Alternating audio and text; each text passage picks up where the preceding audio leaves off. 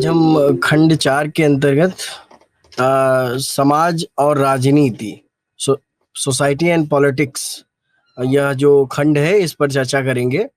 और जैसा कि पता है कि भारतीय जो समाज है, इंडियन सोसाइटी, वह एक बहुभाषाभाषी, विभिन्न रिलीजियस समूहों, विभिन्न पहचान के लोगों, अनेक प्रकार की आइडेंटिटी से जुड़े हुए लोगों का एक समूह है, एक सामंजस्य स्वरूप, एक समाज है, जहाँ पर अलग-अलग जातियाँ, अलग-अलग लिंगगत जो महिला वर्ग है, जो क्या कहते हैं जनजाति वर्ग है या कृषक वर्ग है, मज़दूर वर्ग है, वह सब एक तरीके से सोसाइटी का एक हिस्सा है। किसान भी शामिल हैं, मज़दूर भी शामिल हैं।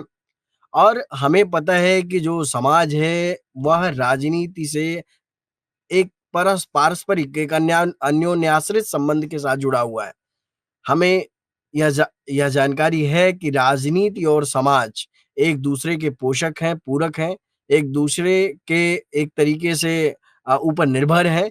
और राजनीति, यह हमें पता है कि वह प्रक्रिया है, वह एक प्रोसेस है, जिसमें विभिन्न प्रकार के जो क्या कहते हैं अ, सामुदायिक समस्याएँ हैं, उनके समाधान का भी एक तरीके से केंद्र है। राजनीति का संबंध एक तरफ जहाँ निर्णय निर्माण प्रक्रिया में पार्टिसिपेशन से है, निर्णय निर्माण प्रक्रिया में भागीदारी से है, वहीं अपने प्रतिनिधियों के माध्यम से जनता राजनीति में अपनी बात को, अपनी पहचान को, अपने समूह के इंटरेस्ट को, अपने हित को ये क्या कहते हैं राजनीति के माध्यम से प्रकट करने का प्रयास करती है। समाज में आइडेंटिटी का, पहचान का बड़ा महत्व होता है। प्रत्येक व्यक्ति पहचान के संकट से या पहचान के लालसा से, महत्वाकांक्षा से एक तरीके से प्रेरित होता है। पहचान का राजनीतिक जो दृष्टिकोण है, वह भी समाज को एक तरीके से कहीं न कहीं प्रभावित करता है। तो कुल मिलाकर के समाज और राजनीति एक-दूसरे से जुड़े हुए हैं, इस गहराई से जुड़े हुए हैं कि इन दोनों को भिन्न नज़रिए से, भिन्न दृष्टिकोण से देखा जाना संभव नहीं है। और जब हम समाज और राजनीति का अध्ययन कर रहे हों, तो उसके अंतर्गत कुछ महत्वपूर्ण उपादानों का अध्ययन करना, उनको समझना, उनको जानना अपरिहार्य हो जाता है। अब भारतीय समाज को समझना है, तो भारतीय समाज में सबसे पहले वहाँ के जाति, वर्ग और जनजाति, जो यह इकाई 10 है हमारी, उसके अंतर्गत इन टर्मिनोलॉजीज़ को समझना आवश्यक है, अपरिहार्य है। हमें पता है कि पहचान, आइडेंटिटी किसी भी सामाजिक समूह के उसके जो क्या कहते हैं समाज के अंतर्गत उसकी एक तरीके से उसका जो स्थान होता है, उसके बारे में संकेत करती है, उसके बारे में हमको अ कैसे हम उसके विषय में जान सकते हैं, उसकी ओर इशारा करती है। कुछ पहचान कई बार वंशानुगत होती है। वंशानुगत का मतलब कि कभी-कभी हमारी पहचान हमारे माता-पिता से होती है, हमारे माता-पिता की पहचान उनके माता-पिता से होती है, तो इसको वंशानुगत कहते हैं, यानी कि वंश के क्रम में हमारी पहचान एक तरीके से सुनिश्चित होती है। ऐसी पहचान की प्रकृति में कई बार बदलाव आ सकता है, लेकिन मूल जो उनका स्वभाव है, वह उसी रूप में विद्यमान रहती है, उसी रूप में स्थित रहती है। जाति जो एक पहचान का स्वरूप है, एक आइडेंटिटी का स्वरूप है सोसाइटी में, वो वंशानुगत है।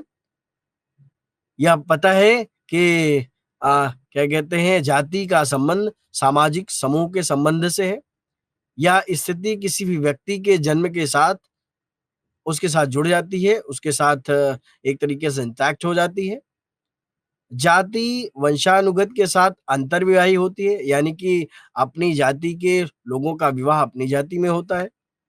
इसका अर्थ यह भी है कि कोई भी व्यक्ति अपनी ही जाति में या जाति के लोगों के साथ विवाह कर सकता है। यानी कि जाति जो है, जो कास्ट है, कास्ट में 2 महत्वपूर्ण बातें हैं। एक, यह वंशानुगत होती है और दूसरी, सामान्य तौर पर जाति अंतर्विवाही होती है, यानी कि उसी के अंदर, जाति के अंदर ही विवाह होता है, उसके बाहर विवाह नहीं होता है। यह भारतीय जाति व्यवस्था की मुख्य विशेषता है। परंपरागत रूप में सभी जातियों को समाज का एक विशेष कार्य, व्यवसाय दिया गया था। यानी कि शुरुआत में जब जाति व्यवस्था की शुरुआत को हम देखेंगे, तो सामान्य तौर पर यह माना जाता है, यह जो इंडियन क्या कहते हैं, एक तरीके से जो भारतीय ज्ञान परंपरा के आधारभूत तत्व हैं, पुराण हैं, वेद हैं या उपनिषद हैं, उन सब के अध्ययन के उपरांत यह हमें सुनिश्चित हो जाता है कि सब जब जाति व्यवस्था का एक तरीके से उद्भव हुआ, तो उस समय यह जन्म के आधार पर नहीं ना होकर के यह कर्म के आधार पर थी। अर्थात सामाजिक वर्गीकरण 4 वर्णों में विभाजित तो था, ब्राह्मण, क्षत्रिय, वैश्य और शूद्र के रूप में, लेकिन वह विभाजन कार्य अथवा व्यवसाय के आधार पर था, यानी कि कौन किस प्रकार का कार्य करता है, वह उस प्रकार की जाति में सम्मिलित होता है। समय के साथ-साथ जब यह व्यवस्था, एक तरीके से कहते हैं कि कई बार जब कुछ लोगों के इंटरेस्ट, कुछ लोगों के हित जुड़ते हैं या कुछ लोग अपने हित को सुरक्षित रखने का प्रयत्न करते हैं, तो कई सारी जो मूलभूत व्यवस्थाएँ, उन मूलभूत व्यवस्थाओं में धीरे-धीरे, शनैः-शनैः परिवर्तन आता जाता है। और उस परिवर्तन के परिणाम स्वरूप किसी भी टर्मिनोलॉजी, किसी भी अवधारणा का जो मूल स्वरूप होता है, वह धीरे-धीरे परिवर्तित होता जाता है। हमें यह मालूम है कि भारत में शुरुआत में भले ही जाति कार्य या व्यवसाय आधारित थी, लेकिन धीरे-धीरे बाद में यह जन्म आधारित हो गई और रिजिड हो गई, जटिल हो गई। यानी कि कोई व्यक्ति अगर ब्राह्मण के घर में पैदा हो, क्षत्रिय के घर में पैदा हो, वैश्य के घर में पैदा हो या शूद्र के घर में पैदा हो, तो अब उसको उसी जाति का माना जाने लगा। अर्थात अब कार्य या व्यवसाय से कोई संबंध जाति का नहीं रहा। पहले क्षत्रिय युद्ध लड़ेगा, क्षत्रिय सामाजिक जो वर्ग हैं उनकी रक्षा का कार्य करेगा, यह भाव होता था, या उसका व्यवसाय था, या उसका कार्य था। लेकिन उसके बाद क्षत्रिय हो, वैश्य हो, शूद्र हो, ब्राह्मण हो, चाहे वो अपना कार्य कर रहा हो, चाहे ना कर रहा हो, वह अगर पर्टिकुलर कास्ट में उसने एक पर्टिकुलर टाइटल के अंतर्गत जन्म ले लिया, तो उस पर्टिकुलर जाति का वह हिस्सा हो गया, उसकी पहचान उससे जुड़ गई। अ, जातियों में सबसे ताकतवर, कई बार यह तथ्य हमारे सामने आता है कि जातियों में सबसे ताकतवर कौन है? जातियों में उसके बाद ताकतवर कौन है? और सबसे ज़्यादा निरीह और सबसे ज़्यादा कमज़ोर कौन है? यह एक तरीके से धीरे-धीरे ही सही, कुछ लोगों ने अपने हित के लिए जाति को अपने तरीके से परिभाषित किया और जब अ, भारत में अ, चाहे वो इस्लाम का आक्रमण हो, चाहे वो ब्रिटिशर्स का आक्रमण हो, धीरे-धीरे भारतीय समाज की ये जो विडंबना थी, एक तरीके से जो बाद में जुड़ी हुई चीज़ें थी, उसको और ज़्यादा प्रसारित किया गया और उसके प्रसारण के परिणाम स्वरूप जो जातीय जो एक तरीके से कटुता है, एक-दूसरे के प्रति वैमनस्य है, वह धीरे-धीरे क्या हो गया, बढ़ता गया। पहचान का संकट, जो आइडेंटिटी क्राइसिस है, वो उत्पन्न होती गई और एक व्यक्ति अपनी जाति के लिए इतना अधिक सजग और सतर्क हो गया कि वह दूसरे का आलोचक और विरोधी बनता चला गया। तो भारत में जो जाति व्यवस्था है, भारत में जो जाति प्रथा है, वह एक तरीके से अपने मूल स्वभाव, मूल स्वरूप में नहीं रही, पहली बात। दूसरी चीज़, हमें यह मालूम है कि भारत में जो जाति है, जो कास्ट है, उसका राजनीति के साथ बड़ा ही अन्योन्याश्रित संबंध है। यानी कि जाति और राजनीति एक-दूसरे से जुड़े हुए हैं, एक-दूसरे से गुंथे हुए हैं। कोई भी आज हम जब सोसाइटी में देखते हैं तो एक विचारक है रुडोल्फ कहते हैं कि जाति संगठनों की जो भूमिका है वह लोगों को एकजुट करने में होने लगी है और इससे उनके लोकतांत्रिक अधिकारों को भी लेने का मौका मिला है। कहने का अभिप्राय ये है कि आज की राजनीतिक परिवेश में सभी जाति या अलग अलग जाति समूह के लोगों को ऐसा प्रतीत होता है कि यदि उन्हें अपनी जाति के हित को संरक्षित और सुरक्षित रखना है तो उनको अपने जाति ही समूह के आधार पर या तो दबाव समूह या तो राजनीतिक दल का क्रिएशन करना है, उसका निर्माण करना है और उसके आधार पर नीति निर्माण की प्रक्रिया को प्रभावित करना है, जिससे उनकी पहचान और उनके हित का जो मुद्दा है वह सुरक्षित रहे, उनका हित सुरक्षित रहे, उनकी पहचान बची रहे।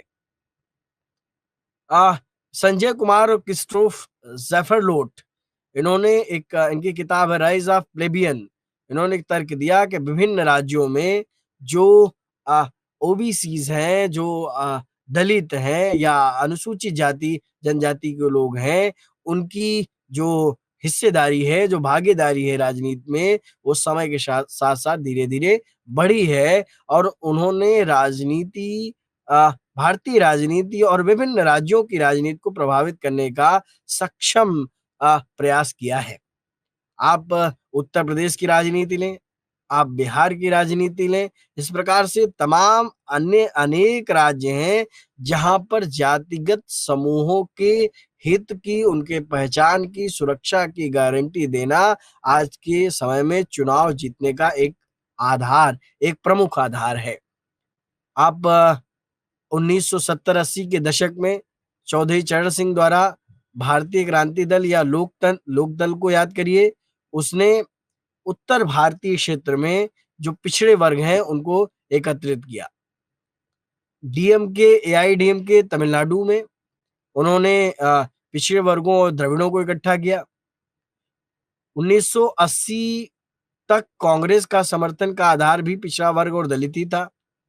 उसके बाद जैसे जैसे हम 21st सेंचुरी में पहुंच रहे हैं, प्रवेश कर रहे हैं, आज हमको यह दिखाई देता है कि जो आज राजनीतिक दल सत्ता में काबिज है, भारतीय जनता पार्टी, 2014 से जो पिछड़ा वर्ग है, जो दलित वर्ग है, वह अपनी पहचान और अपने हित के जो मुद्दे हैं उसको उस पर्टिकुलर राजनीतिक दल के साथ जोड़ करके देख रहा है और वह राजनीतिक दल आज सत्ता में है। तो कुल मिलाकर के भारत में जाति और राजनीति एक दूसरे से जुड़े हुए हैं, इनको अलग करके देखा जाना एक तरीके से संभव नहीं है। दूसरा एक टर्म आता है वर्ग। वर्ग, कई बार वर्ग और जाति को हम कंफ्यूज करते हैं, वर्ग और जाति को कई बार हम एक मान लेते हैं, लेकिन वर्ग जाति भिन्न भिन्न है। इनमें एक तरीके से एक अलग अवधारणा के रूप में इनको समझा जाना चाहिए। वर्ग जाति से अलग है, यानी कि जाति वंशानुगत होती है, वर्ग कतई वंशानुगत नहीं होता है। यानी कि अगर पर्टिकुलर कोई वर्ग है, कोई क्लास है, उस क्लास में कोई जन्मा है तो उसी क्लास में रहेगा, यह निर्धारित नहीं किया जा सकता है। एक और महत्वपूर्ण बात, इसमें किसी भी प्रकार के रिलीजियस ग्रुप का कोई रेस्ट्रिक्ट नहीं होता, कोई प्रतिबंध नहीं होता। तो वर्ग किसी भी व्यक्ति की समाज में उसकी आर्थिक स्थिति कैसी है इस पर निर्भर करता है। यानी कि जो वर्ग टर्म है, जो वर्ग अवधारणा है या शब्द है, वह व्यक्ति के आर्थिक पक्ष से जुड़ा हुआ है या किसी भी जो ग्रुप है, किसी भी जो समूह है, उसके आर्थिक संसाधनों पर उसका नियंत्रण कैसा है, आर्थिक संसाधन उसके पास कितने हैं, वह आर्थिक संसाधनों के वितरण से, डिस्ट्रीब्यूशन से किस हद तक जुड़ा हुआ है, इससे नियत होता है, इससे निश्चित होता है। अर्थात वर्ग आर्थिक जो पहलू है, पक्ष है, उसके संदर्भ में इसका बोध करना चाहिए।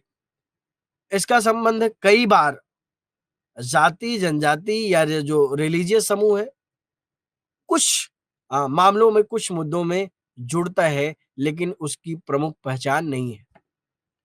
यदि हम जो लेफ्टिस्ट जो आइडियोलॉग है, जो मार्क्सवादी विचारधारा के लोग हैं, उनकी मान्यता को रखें तो वो समाज को दो वर्गों में सामान्य तौर पर बांट देते हैं।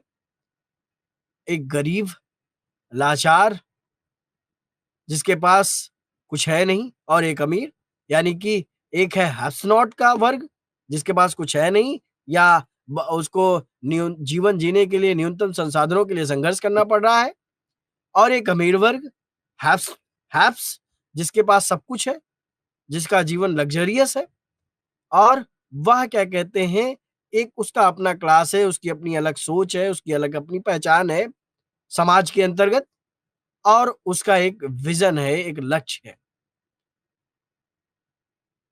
सामान्य तौर पर जो अ, हैव्स क्लास है, यानी कि जो एक तरीके से धनी वर्ग है, वह संसाधनों का मालिक है, और जो गरीब वर्ग है, जिसके पास कुछ नहीं है या बहुत कम है, वह वर्ग उन संसाधनों से वंचित है, उन संसाधनों की एक तरीके से सदैव खोज में रहता है।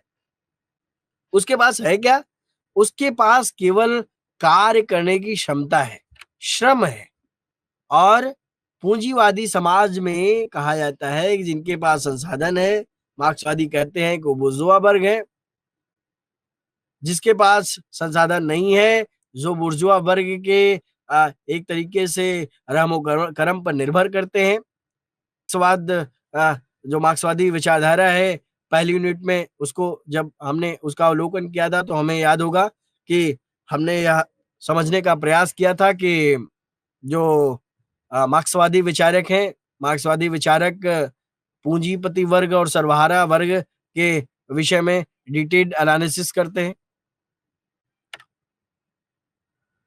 आज के समय में कई बार हम यह भी हमारे ध्यान में आता है कि कई बार जाति जिसकी पहचान रहती है, वह धीरे-धीरे जब उसके पास धन आता है, जब उसके पास पैसा आता है, जब वह अनेक प्रकार के प्रचुर संसाधन उसके पास हो जाते हैं, तो वह उसकी पहचान जाति से नहीं, उसके धन से, उसकी संपत्ति से, उसके समाज में स्टेटस से होने लगती है। धीरे-धीरे उसकी जाति गौण हो जाती है। तो एक तरीके से भारत के दृष्टिकोण से यदि देखा जाए, तो भारत की दृष्टिकोण में उद्योग अर्थव्यवस्था का बहुत छोटा हिस्सा है। तो यहाँ पर मार्क्स का जो मार्क्सवादी जो विचारक हैं, उनकी जो आइडियोलॉजी है कि बुर्जुआ और सर्वहारा वर्ग के बीच में क्लैश होगा और ये सारी चीज़ें, तो वो बड़ा टफ प्रोसेस है। क्योंकि यहाँ मजदूर वर्ग और औद्योगिक वर्ग, इन दोनों के मध्य उस लेवल का जो क्या कहते हैं एक तरीके से सोसाइटल स्ट्रक्चर नहीं है। रुडोल्फ अपनी जो उनकी किताब है परसूट ऑफ लक्ष्मी, उसमें वो कहते हैं कि भारत में मजदूर वर्ग बहुत एक छोटा वर्ग है। यहाँ पर वर्गों को कृषि क्षेत्र में, यदि हमको वर्गों को परिभाषित करना है, क्लासेस को देखना है, तो हमको कृषि क्षेत्र में देखना चाहिए। स्वतंत्रता के बाद कृषक वर्ग को देखा जाए तो जमींदार वर्ग, जो काश्तकार है, अमीर किसान है, मध्यम किसान है, छोटा और मझला किसान है, इन सब के बीच में वर्ग विभाजन था। तो कई बार हम देखते हैं कि भूमि सुधार के बाद नए वर्गों का उदय हुआ, जमींदारी प्रथा एक तरीके से समाप्त हो गई। भारत में कुछ ऐसे क्षेत्र थे जहाँ पर हरित क्रांति का प्रभाव देखने को मिला। वहाँ के जो मज़दूर थे, जो किसान थे, उनको लाभ मिला, लेकिन लाभ किन्हें ज़्यादा मिला? लाभ उनको ज़्यादा मिला जिनके पास संसाधन थे, जिनके पास अधिक क म म का कार्य करने वाले मज़दूर थे, जिनके पास अधिक ज़मीन थी, उनको लाभ मिला, उनको बेनिफिट मिला। तो इस तरीके से भारत में जो वर्ग है, जो क्लास है, वह कास्ट से भिन्न है, कास्ट से अलग है। हाँ, कई बार जाति और वर्ग का एक-दूसरे के साथ बड़ा गहरा ताल्लुकात है, बड़ा गहरा संबंध है, लेकिन जाति को और वर्ग को एक-दूसरे से अलग समझा जाना चाहिए। लेकिन कई बार जब हम देखते हैं कि जाति और वर्ग में क्या संबंध है, तो हमको यह ध्यान में आता है कि जो अमीर किसान है, जिसके पास ज़्यादा संपत्ति है, ज़्यादा धन है, वह ऊँची जातियों से आते हैं या कुछ पर्टिकुलर जातियों से आते हैं। अब जैसे जब लैंड की बात होती है, तो ये होता है कि सबसे ज़्यादा लैंड किसके पास होगा? तो लैंड में कैटेगरीज बांटी जाती हैं कि जैसे दक्षिण में लिंगायत है, ओकालिगा है, रेड्डी है, कामा है, महाराष्ट्र में मराठा है, उत्तर प्रदेश, पश्चिमी उत्तर प्रदेश, हरियाणा, जो इस बेल्ट के राज्य हैं उसमें यादव हैं, जाट हैं। इन सब के पास जो जमीन है, जमीन व्यापक पैमाने पर, जबकि जो खेतिहर मजदूर हैं, छोटे और मझले किसान हैं, वह सामान्य तौर पर जो अनुसूचित जाति जनजाति के लोग हैं उसमें से होते हैं। तो कई बार हमको ये देखने में आता है कि जाति और वर्ग एक दूसरे से आ, थोड़ा बहुत अंतर संबंधित है, जुड़े हुए भी हैं, लेकिन एक दूसरे के पर्यायवाची हैं, ऐसा नहीं समझा जाना चाहिए। इसके बाद एक टर्म है, सामान्य तौर पर हमारे समक्ष आता है, जनजाति। जनजाति वर्ग के वे लोग, उन्हें हम समझ सकते हैं जिनकी पहचान सामान्य जो मुख्य धारा का समाज है उससे थोड़ा भिन्न है, उससे थोड़ा अलग है। कई लोग इनको मूल निवासी कहते हैं, कई लोग इनको आदिवासी कहते हैं, कुछ लोग इनको जनजाति कहते हैं। तो इस प्रकार से अलग अलग जो एक तरीके से समझ के लोग हैं वो अलग अलग तरीके से इनको प्रभावित करते हैं। लेकिन हमको जनजाति वर्ग को किसी एक पर्टिकुलर चश्मे से या किसी एक पर्टिकुलर नजरिए से देखने की आवश्यकता नहीं है या गलती नहीं करनी चाहिए, क्योंकि उनका रहन-सहन, उनका परिवेश, उनकी जो पहचान की स्थिति है वह थोड़ा भिन्न प्रकार की है, उसको उस रूप में समझा जाना चाहिए।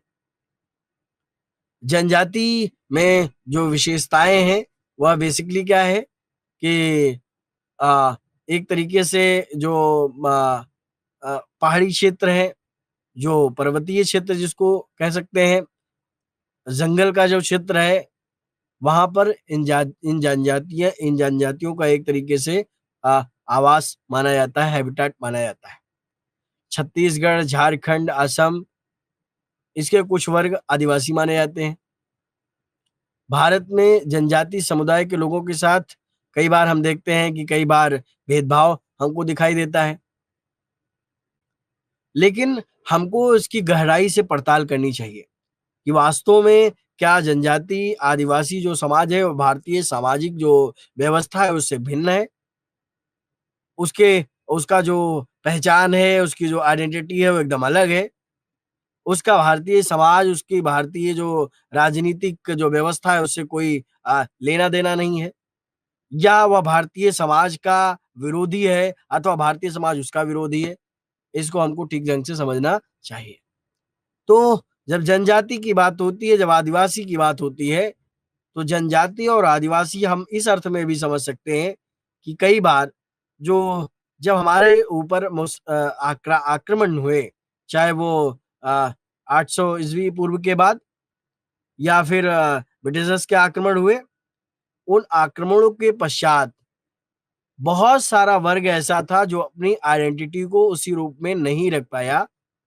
यानी कि बहुत सारे लोग उन आक्रांताओं के, आक्रमणकारियों के संपर्क में आए और उनके संपर्क में आने के साथ-साथ उनकी जीवनचर्या में, उनके रहन-सहन में, उनकी वेशभूषा में, उनकी बोलचाल में, उनकी पढ़ाई-लिखाई में, हर चीज़ में परिवर्तन होता गया। और कुछ ऐसा वर्ग छूट गया या कुछ ऐसा वर्ग था जो ब्रिटिशर्स के संपर्क में बहुतायत मात्रा में नहीं आए, या कई बार ऐसा लग सकता है कि ब्रिटिशर्स को उनसे कोई बहुत ज़्यादा लाभ नहीं था, तो उनकी पहचान बची रह सकी। तो हम इसको 2 तरीके से एक एक नए दृष्टिकोण से देखने का प्रयास कर सकते हैं कि भारत में जो आदिवासी समाज है, जो जनजातीय वर्ग है, वह जो बाहरी आक्रमण था, उससे उतना ज़्यादा उसकी संस्कृति, उसकी सभ्यता, उसकी पहचान, उसकी जो परंपरा है, वो उतनी अधिक प्रभावित नहीं हुई, जितना कि अन्य समाज की हुई। और वह उसी अपने रूप में स्वाभाविक जो उनका रहन-सहन, पहनावा, उनका रीति-रिवाज, उनकी परंपरा थी, उसी रूप में वो अ अंत तक आज तक स्थित है। तो हमको कई बार जो जनजाति जो टर्म है, जो आदिवासी टर्म है, इसको लेकर के थोड़ा सजग और सतर्क तरीके से चर्चा करनी चाहिए। आधिकारिक तौर पर देखा जाए तो जनजाति जो शब्द है इसकी अवधारणा भारतीय शासन अधिनियम 1935 में परिभाषित की गई। अब आप यह समझ सकते हैं कि जनजाति या आदिवासी जो शब्द है या फिर इसके विषय में जो क्या कहते हैं एक तरीके से चर्चा है वो बहुत पुरानी नहीं है। इसको एक तरीके से एक पर्टिकुलर वर्ग के जो आइडेंटिटी है उसको हमारे समक्ष लाने का एक अलग तरीके से प्रयास था। ये भी कह सकते हैं कि कुछ वर्ग को, कुछ लोगों को समाज की मुख्य धारा में ना आने दिया जाए, उसका भी एक षड्यंत्र था, एक प्रयास था। भारत के जैसे विभिन्न राज्य झारखंड, अंडमान निकोबार, उड़ीसा, महाराष्ट्र, आंध्र प्रदेश, तेलंगाना, गुजरात, राजस्थान, इन सभी स्थानों पर कम या अधिक मात्रा में जनजातियां पाई जाती हैं। संविधान के अनुच्छेद 341 में भारत के राष्ट्रपति को यह अधिकार दिया गया है कि वे ऐसे समुदायों को जनजाति का दर्जा दे सकते हैं जो कि संविधान के अनुसार हो। संसद किसी भी जाति को जनजाति वर्ग में शामिल कर सकती है अथवा उसे निकाल सकती है। भारत के संविधान में अनुसूचित जनजाति के कल्याण के संदर्भ में कई सारे उपबंध हैं। अनुच्छेद 342 में अनुसूचित जनजाति कल्याण के लिए प्रशासनिक प्रावधान दिए गए हैं। राज्य को यह निर्देश दिया गया है कि जनजातियों को रिजर्वेशन की व्यवस्था करे। संसद और विधानसभा में भी उनकी राजनीतिक सहभागिता हो, इसके लिए उनको रिजर्वेशन दिया जाए, उनको आरक्षण दिया जाए। अनुच्छेद 16, 46, 335, 330, 332 इन सभी के अंतर्गत इनके विषय में व्यवस्था की गई है। संविधान आदिवासी जो समाज है, जो जनजातीय समाज है, उसकी बोली, भाषा, उसकी संस्कृति, उसका संरक्षण हो सके, उसमें किसी प्रकार का कोई व्यवधान न हो, इसकी भी व्यवस्था करता है।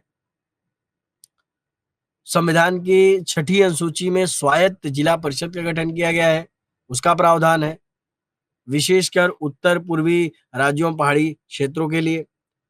5वीं अनुसूची में इंडियन कॉन्स्टिट्यूशन के भारत के समतल इलाकों में आदिवासी सलाहकार परिषद के गठन का प्रस्ताव किया गया है। तो इस प्रकार से जो आदिवासी जो जनजातीय समाज है, जिसने हम ये कह सकते हैं कि अपनी संस्कृति, अपनी परंपरा, अपने रीति रिवाज को बहुत हद तक सुरक्षित और संरक्षित रखा है, उसको एक तरीके से ये जो जो जाति और वर्ग की जो टर्मिनोलॉजी है, इससे भिन्न करके देखने की आवश्यकता है। जनजातीय समाज विशेष तौर पर क्या है? वे खेती के परंपरागत साधन का इस्तेमाल करेंगे।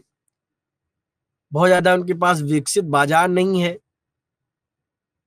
जहां पर वो अपना माल प्रोसेस करके बेच सकें। इन इलाकों में अगर देखेंगे तो जो महिलाएं हैं उनमें हमारे जिसको कहते हैं कि जो मुख्य धारा वाला समाज है उसकी महिलाओं से ज्यादा वहां पर समानता दिखाई देगी। महिलाओं के पास ज्यादा अधिकार आपको दिखाई देंगे। जनजातीय समुदाय के का जो मुखिया है या जो उसका प्रमुख होता है वह अपने लोगों के हितों के लिए रक्षा हेतु एक निर्णायक भूमिका में होता है, उस पर लोग विश्वास करते हैं। लेकिन यह बात भी देखने योग्य है कि स्वतंत्रता के पश्चात जनजातीय जो समुदाय है, जो समूह है, उनमें व्यापक बदलाव आया है, व्यापक परिवर्तन आया है। कई जगह जो समाज में परिवर्तन, जो राजनीति में परिवर्तन हो रहा है, उसका इम्पैक्ट, उसका प्रभाव उन पर भी पड़ा है। राजनीतिक क्षेत्र में हो रहे बदलाव ने उनके जीवन को भी छुआ है। कई बार हम यह देखते हैं कि जनजाति के जो लोग हैं, अनुसूचित जनजाति के जो प्रतिनिधि हैं, वो अपनी बात को समय-समय पर क्या कहते हैं विभिन्न सदनों के माध्यम से अपनी पहचान, अपने हित को सदन के माध्यम से, विधि बनाने के माध्यम से क्या कहते हैं प्रकट करते रहते हैं।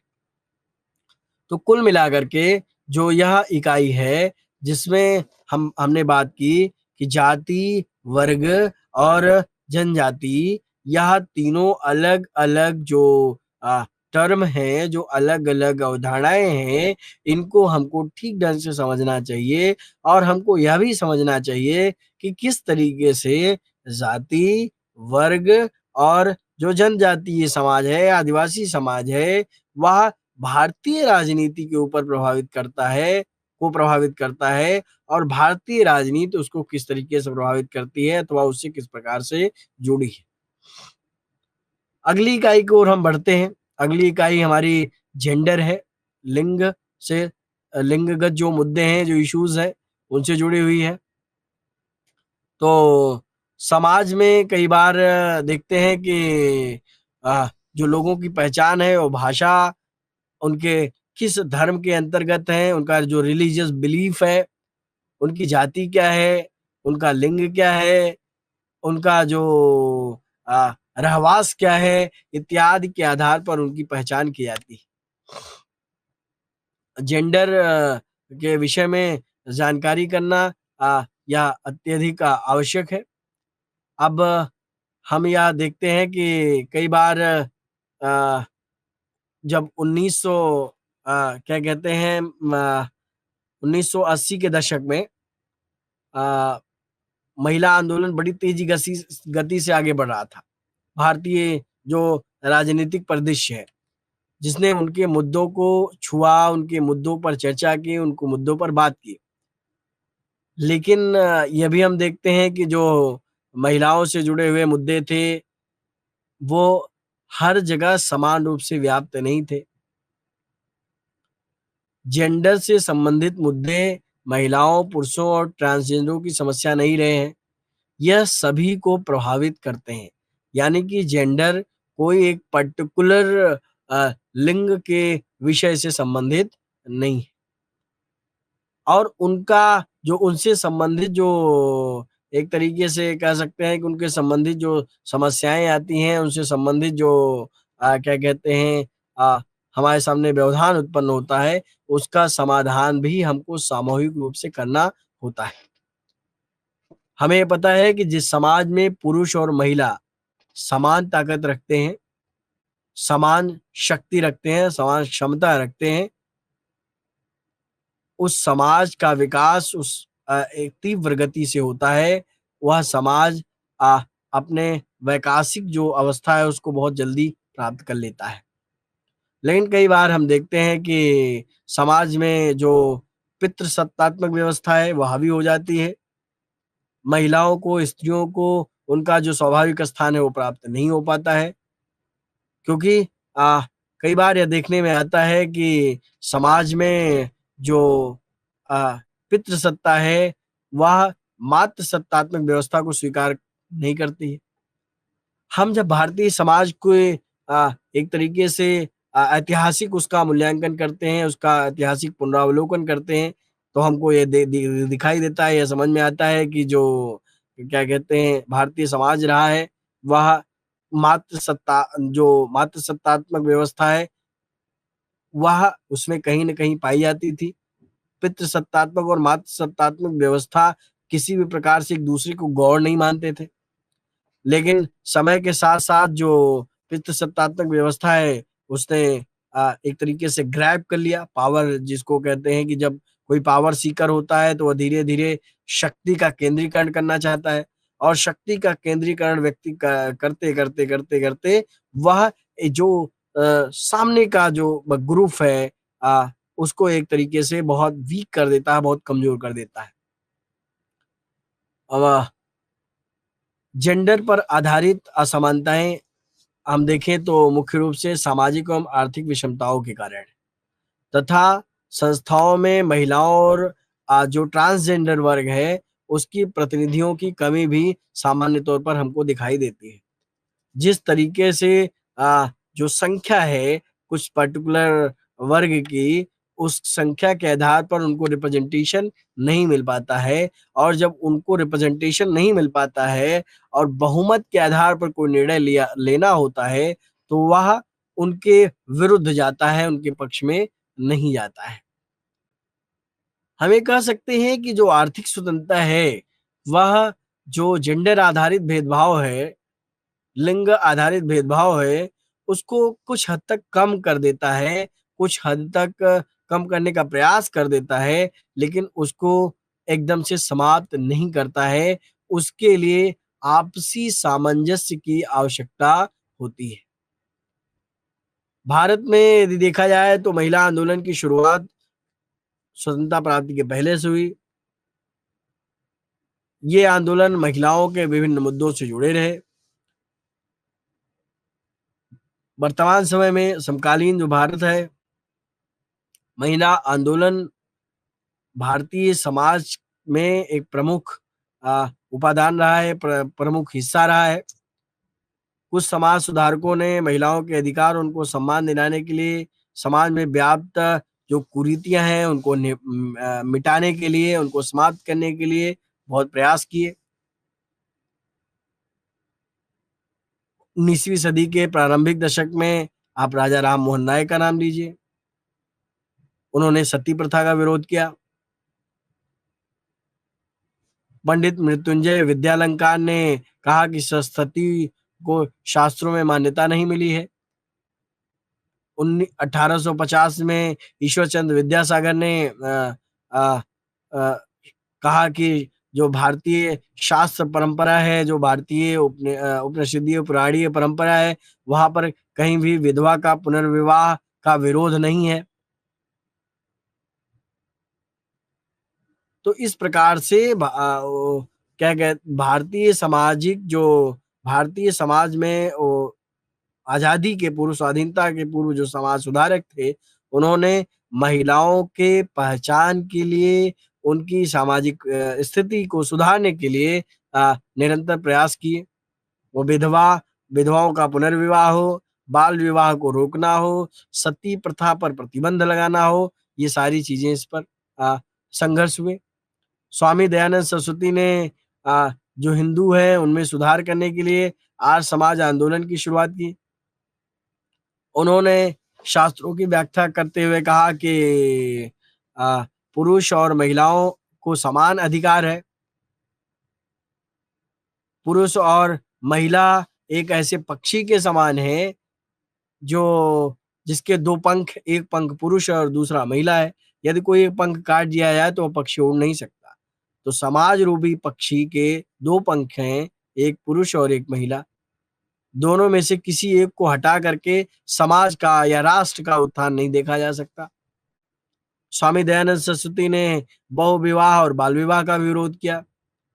वे लड़की और लड़के दोनों की शिक्षा के समर्थक थे और वो मानते थे कि शादी की आयु 16 वर्ष से 21 वर्ष करना चाहते थे, उसका प्रस्ताव उन्होंने दिया। तो इस प्रकार से भारतीय जो स्वाधीनता संघर्ष है, उसकी समाप्ति के बाद और भारत को स्वाधीनता मिलने के पूर्व भारतीय समाज में अनेक प्रकार के जेंडर आधारित समाज सुधार आंदोलन हुए। जेंडर आधारित जो भेदभाव है, 1875 से 85 के बीच सामाजिक विद्वानों ने इसके क्षेत्र में रिसर्च किया, इसके क्षेत्र में शोध किया और अंतर्राष्ट्रीय महिला दशक के रूप में 1975 से 1985 को माना गया। धीरे धीरे अलग अलग संस्थानों ने महिला आधारित जो अध्ययन है उनको बढ़ावा दिया। विश्वविद्यालयों में जो विमेन स्टडी सेंटर है वो खुलने शुरू हुए। वहां पर महिलाओं के को किस तरीके से समाज में उनका स्थान दिलवाया जा सके, किस तरीके से उनको सशक्त बनाया जा सके, जिससे वो सामाजिक जो प्रक्रिया है उसमें सबल तरीके से पार्टिसिपेट कर सके, भागीदारी कर सके, उसके विषय में एक तरीके से राष्ट्रीय और अंतर्राष्ट्रीय स्तर पर प्रयास होना शुरू हुआ। यह देखा गया सामान्य तौर पर कि समाज में बहुत बड़े पैमाने पर बहुत अधिक लोग जो जेंडर आधारित भेदभाव है उससे भय नहीं खाते, उससे डरते नहीं हैं। वे ऐसे रीति रिवाज एवं परंपराओं को मानते हैं जो जेंडर आधारित भेदभाव को समर्थन करते हैं। कई बार जो लोग होते हैं वो अपने हित के लिए भी जेंडर आधारित जो भेदभाव है उसका सपोर्ट करते हैं। उनको किसी प्रकार का फेवर चाहिए होता है, तब भी वो जेंडर आधारित भेदभाव का समर्थन करते हैं। जेंडर भेदभाव एवं असमानता जाति वर्गीकरण और आर्थिक समानता के साथ भी जुड़ा हुआ है। उच्च जातियों की महिलाओं के साथ अ, अलग प्रकार का भेदभाव होता है। जो जो एक तरीके से जो निचली जातियां हैं, जो अनुसूचित जातियां, जनजातियां हैं, जिनको हायरार्की में निम्न स्थान प्राप्त है, उनकी महिलाओं के साथ अलग प्रकार का भेदभाव होता है। दलित या आदिवासी महिला के साथ जेंडर, जाति एवं वर्ग आधारित भेदभाव होता है। तो लेकिन इसके प्रतिकार के परिणाम स्वरूप कई सारे जो कार्यकारी महिला संस्थाएं हैं, कई सारी जो महिला समूह हैं, वो इसका प्रतिकार भी करते हैं, इसका विरोध भी करते हैं, इसके विषय में आंदोलन भी चलाते हैं। जेंडर आधारित आंदोलन जो नवीन सामाजिक आंदोलनों का हिस्सा है। नवीन सामाजिक आंदोलन 1980 के पहले के आंदोलनों से भिन्न है, अलग है। हम देखते हैं कि जो एलजीबीटीक्यू के रूप में जो ट्रांसजेंडर है, चाहे लेस्बियन हो, गे हो, बाइलिंगुअल ट्रांसजेंडर, क्योर, ये जो ट्रांसजेंडर विधेयक 2016 आया, उसके अनुसार ट्रांसजेंडर व्यक्ति वह है जो कि ना तो पूरी तरह के नारी है, ना तो पूरी तरीके से पुरुष है। तो कई प्रकार से उनकी परिभाषा की गई। ऐसे व्यक्ति को जेंडर जन्म के समय मिलान नहीं होता। इसमें विभिन्न प्रकार के एक तरीके से जो जैविक जो समस्या है वो होती है। तो लेकिन हम यह जानते हैं कि इस धरित्री पर उत्पन्न हुआ कोई भी प्राणी, उसकी अपनी पहचान है, उसके अपनी मान्यता है, अपनी समझ है। तो प्रत्येक समाज, प्रत्येक जेंडर उसको उसके अधिकार, उसकी पहचान, उसके हित को संरक्षित, सुरक्षित रखने का जो कार्य है वह समाज और राजनीति को करना होता है। समाज और राजनीति करती है। तो हम अगली यूनिट की ओर बढ़ते हैं, अंतिम यूनिट की ओर, मजदूर और किसान।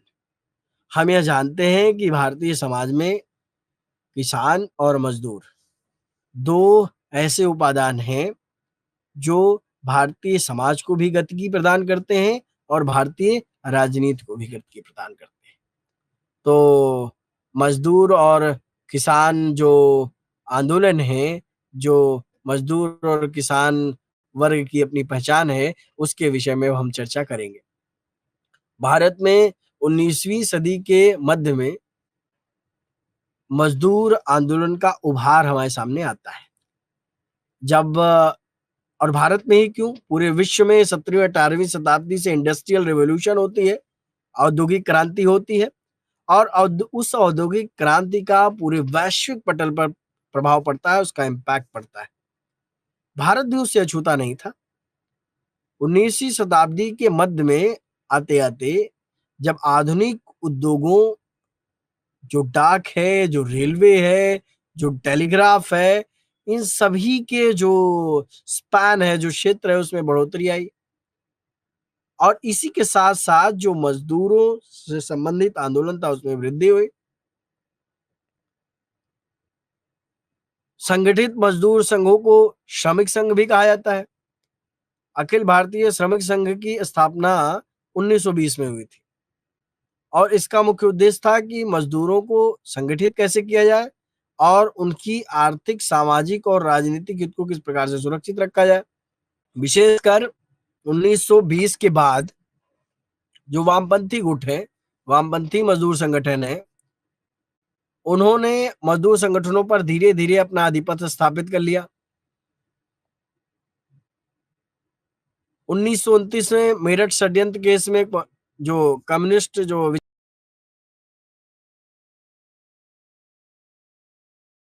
बॉम्बे में 1929 की टेक्सटाइल हड़ताल भी एक तरीके से विफल रही। और जो आर्थिक संकट है, आर्थिक संकट की उस समय की स्थिति ने भी मजदूरों के एक तरीके से जो बड़ा तबका है उसमें रोष उत्पन्न किया। जब आर्थिक संकट उत्पन्न होता है तो हमें याद पता है कि छटनी भी होती है। छटनी होती है तो बहुत सारे मजदूरों को बाहर कर दिया जाता है, निकाल दिया जाता है। तो द्वितीय विश्व युद्ध में मजदूर संघ के नेताओं का विभाजन हो गया। कम्युनिस्ट जो विचारक थे, कम्युनिस्ट जो मजदूर आंदोलनकारी थे, उन्होंने या एक तरीके से अपना पक्ष रखा कि 1941 में सोवियत यूनियन पर नाजी हमले ने युद्ध का पूरी तरीके से चरित्र बदल चुका है। साम्राज्यवादी युद्ध अब जनता के युद्ध में बदल गया है। जिन मुद्दों पर मजदूर हड़ताल करते हैं वे बेसिकली मुद्दे कौन से होते हैं? वेतन का मुद्दा, बोनस, छुट्टी, कार्य का घंटा अधिक है, उनको मजदूरी कम मिल रही है, उनके विरुद्ध हिंसा किया जाए, अनुशासन के नाम पर उनको परेशान किया जाए। औद्योगिक एवं श्रम से संबंधित जो नीतियां होती हैं, इन सभी मुद्दों पर जो मजदूर है वो हड़ताल करते हैं, विरोध करते हैं।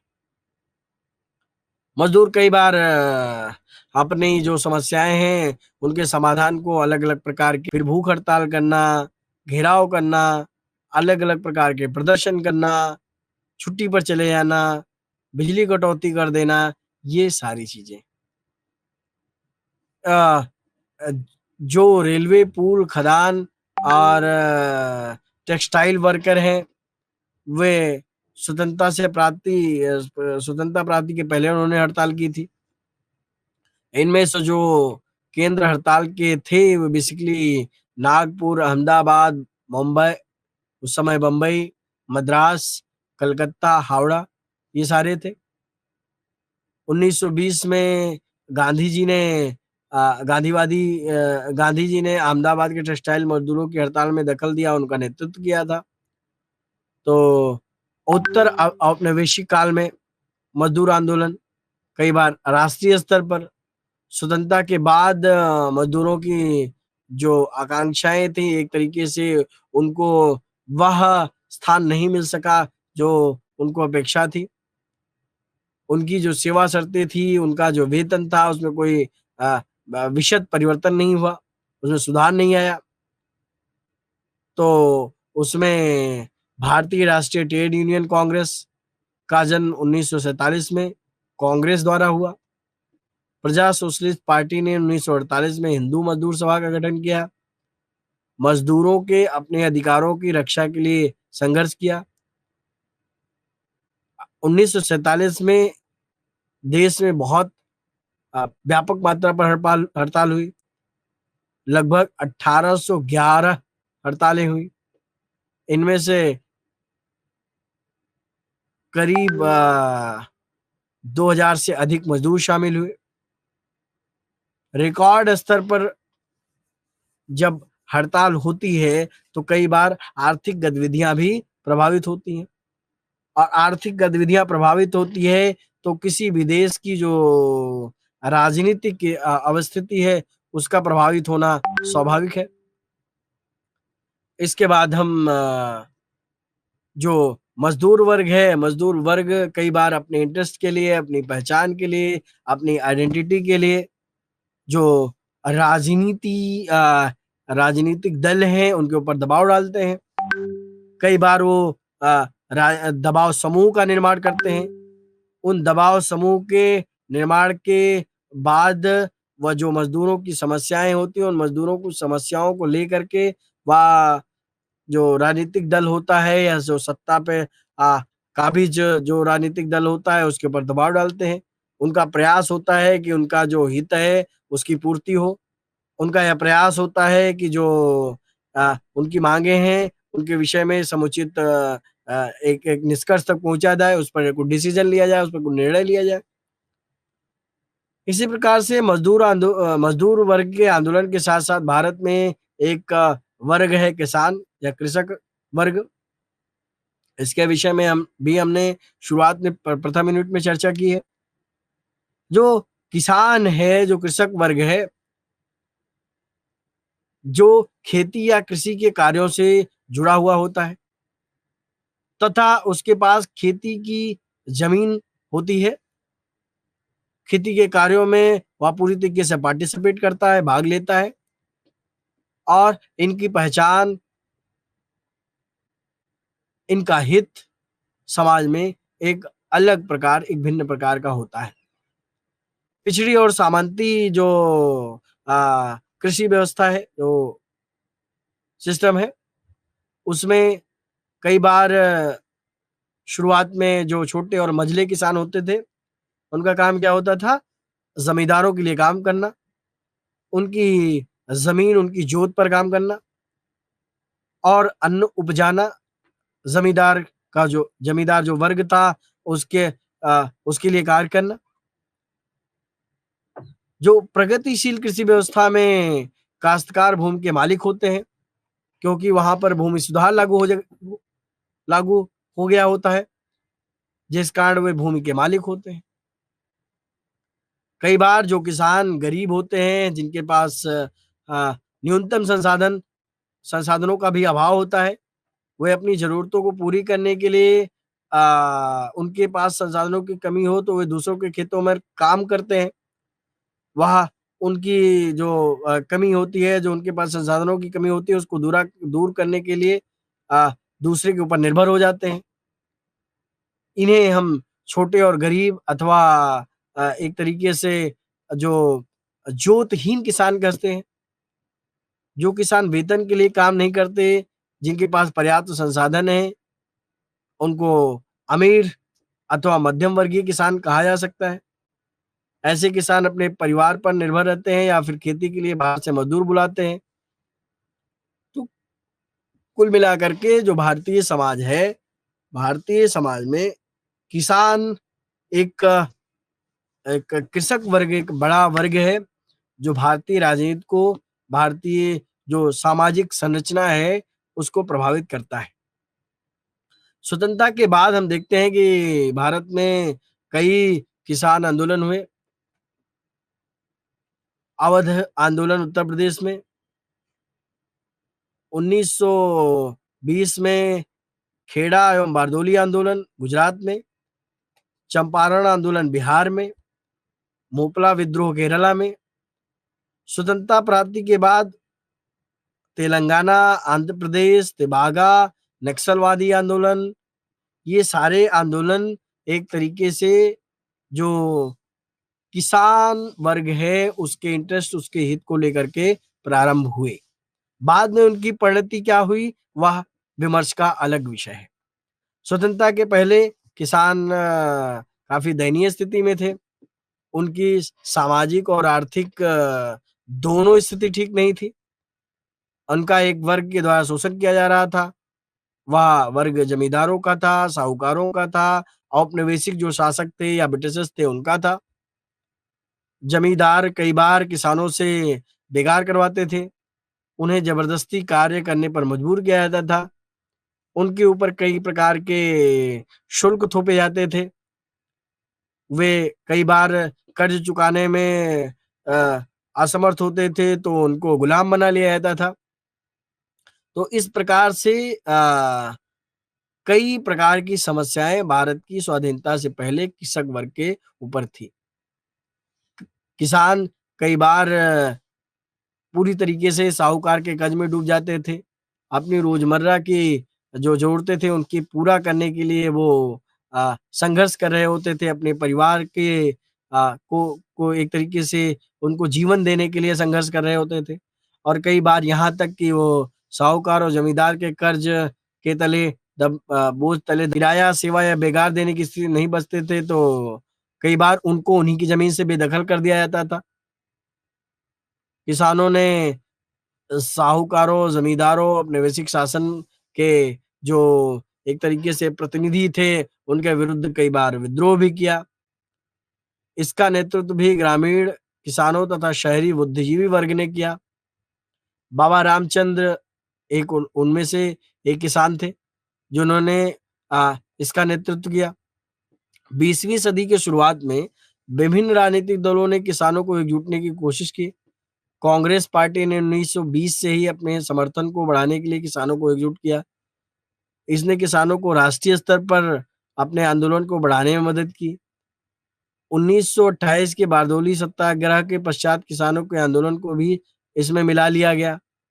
लेकिन कांग्रेस ने किसानों जमींदारों के बीच झगड़े को बढ़ाने का जो एक तरीके से, या उस समय जो एक उनके बीच में जो क्लैश बढ़ रहा था, उनके बीच में जो झगड़े बढ़ रहे थे, उसको रोकने की कोशिश की, उसको गठजोड़ उनके बीच में गठजोड़ बनाने की कोशिश की। सविनय अवज्ञा आंदोलन के पश्चात जो क्रांतिकारी राष्ट्रवादी थे, वो मानते थे कि पति वर्गों के साथ सहानुभूति रखती है, भले ही वह कृषक वर्ग, किसान या जो मजदूर वर्ग है उसका उसको एक दूसरे के पास लाने का प्रयास कर रही है, लेकिन उसमें भी उसका हित है। परिणाम स्वरूप 1936 में लखनऊ में स्वामी सहजानंद सरस्वती के नेतृत्व में अखिल भारतीय किसान सभा का गठन किया गया। वे बिहार प्रदेश किसान सभा के संस्थापक थे। एनजी रंगा, जो कि आंध्र प्रदेश में किसान आंदोलन के पुरोधा थे, वे इसके महासचिव बनाए गए। इस प्रकार अखिल भारतीय स्तर पर संगठनों के गठन के कारण किसानों की मांगों और उनकी अपेक्षाओं को पूरा करने का बल मिला। कई बार धीरे धीरे जो अखिल भारतीय किसान वो है, उसकी अलग अलग स्थानों पर क्या कहते हैं, शाखाएं स्थापित हो गई, और उन शाखाओं ने धीरे धीरे कृषक वर्ग के लिए, किसानों के लिए, उनके मुद्दों के लिए, उनके हित के लिए, उनकी पहचान के लिए आवाज उठाना प्रारंभ किया। 20वीं सदी के अंत में कई सामाजिक समूहों द्वारा आंदोलन किए गए। उन सामाजिक जो समूह थे, उन सामाजिक समूहों ने अपने अपने क्षेत्र में किसानों के, कृषक जो संगठन थे या जो किसान संगठन थे, उनका साथ देना शुरू किया। अलग अलग राज्यों में ऐसा हुआ। तो कुल मिलाकर के जो किसान आंदोलन है, वह स्वतंत्रता की प्राप्ति के बाद और वर्तमान समय तक कई बार किसान अपने हित को लेकर के, अपने इंटरेस्ट को लेकर के हमारे समक्ष आते हैं, राजनीतिक व्यवस्था के समक्ष आते हैं, और उनसे अपना हल चाहते हैं, उनसे अपना समाधान चाहते हैं।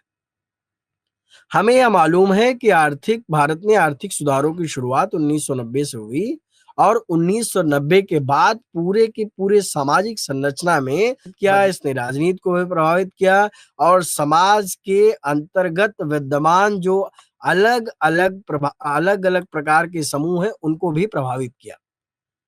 तो भारतीय समाज में जो अलग अलग प्रकार के ग्रुप्स हैं, समूह हैं, चाहे वो जाति हो, चाहे वो वर्ग हो, चाहे वो जनजातीय समाज हो, चाहे वह जेंडर आधारित जो भेदभाव है उसको एड्रेस करने की जो क्षमता है वो हो, या फिर भारत में जो कृषक वर्ग है, जो मजदूर वर्ग है, उसकी जो चुनौतियां हैं, उसकी जो समस्याएं हैं, उसका राजनीति के माध्यम से समाधान करने का प्रयास हो।